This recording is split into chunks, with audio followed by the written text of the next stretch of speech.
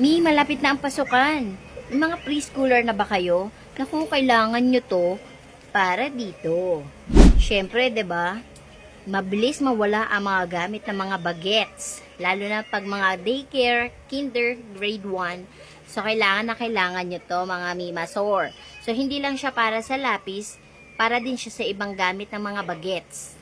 Ito, papakita ko sa inyo kung paano. So, ito, kuha lang tayo. Sticker na pala siya, Mia, ha?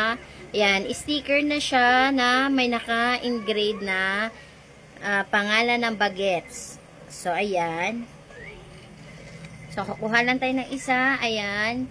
Pangalan ng aking Junakis. Ayan. Baliktad lang siya. Pero, Carry Bells. Ayan. And then, nilalagay lang natin siya dito. Ayan na. There you go. So, ayan. May pangalan na ni Bagets. Di mo na kailangan scotch tape. Ayan. Di mo na kailangan mag-scotch tape. At meron na siyang naka-indicate na ayan, pangalan ni Bagets. O, diba? Gusto nyo na rin, click nyo lang sa yellow basket. Bye-bye!